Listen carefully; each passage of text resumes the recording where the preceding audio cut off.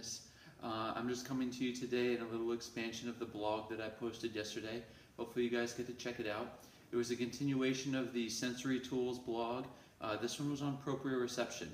Proprioception is your knowledge of self, and basically that means where your body is in space. It's a relational system, which means your brain has literal maps of your body within it. And those maps are laid out in a specific way. So there's a map of your hand, and then the map of your forearm lies next to your hand, and your brain knows where the forearm is in space based on the information it's getting from the hand, and vice versa. And this plays out throughout the whole entire body. So proprioception is really important, and it gets enacted when we get touched, when we feel pressure, when we feel temperature, but it also gets enacted every time that we move. And that's one of the most important things. Every movement that we make sends lots and lots of signals up to the brain, and the brain makes use of all of these, and it helps keeps everything functioning properly up there. So what I wanted to talk to you about today is something called SMA. This is Sensory Motor Amnesia. And so that's a technical term, but what it really means is your body has forgotten how to move. A drastic example of that is something like frozen shoulder. You can imagine that somebody hurts their shoulder and they no longer want to move at a certain height because there's pain there. Well, over time, that range of motion will start getting smaller and smaller and smaller because the brain no longer trusts its ability to move into that higher space. So it's like, oh, let's make this range of motion a little safer, safer, safer.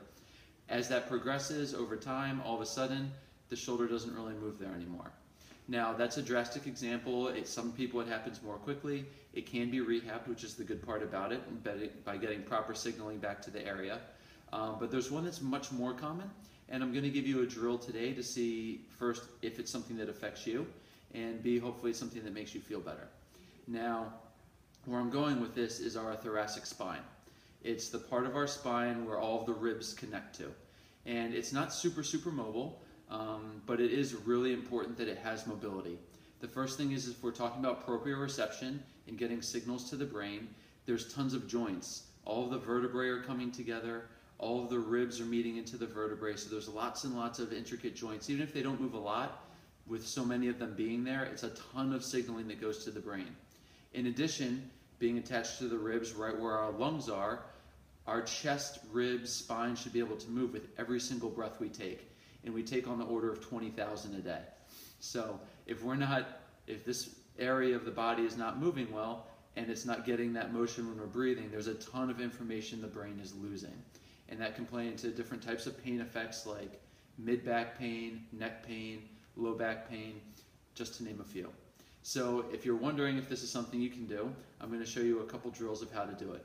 The first thing you have to do, hands on your hips.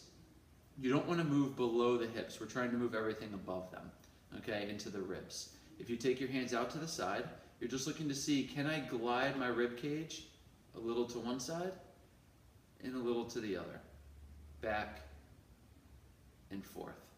That's going to create a little bit of movement through the thoracic spine, something that might actually be challenging. The second one, if you've ever taken a yoga class, you can think about it as cat-cow, but the movement's more like this. Our spine should be able to collapse in the back to help lift the chest forward. And now this motion is not just drawing the shoulder blades back and forth, it's actually the spine moving into the body. And then secondly, we should be able to go the other direction as well, with our chest collapsing back inwards. These movements are really challenging, and there's something that people don't really practice. And if they don't, there's probably a good chance you've lost some of the mobility there.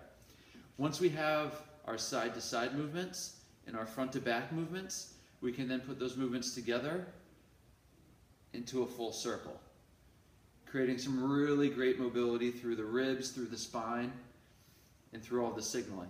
And you might be surprised as you practice this, if you learn that I don't even know how to round my chest back, finding a little bit of practice, trying to figure it out, maybe pushing back into a wall, or trying to just pull your chest away from your own fingers is a good way to start learning this. And what you might begin to find is that movement returns, you'll have a better time breathing, you'll feel more energetic because you're getting better breaths into the body all the time. And as well, you'll be getting a lot more signaling. That more signaling may help you with things like different pain you had, as I mentioned, low back, mid back, even neck pain. could get a little bit better. So give that stuff a shot. If you have any questions or comments, feel free to post them right below this video. I hope you enjoyed this tip, and I'll be back next week for something else. Take care.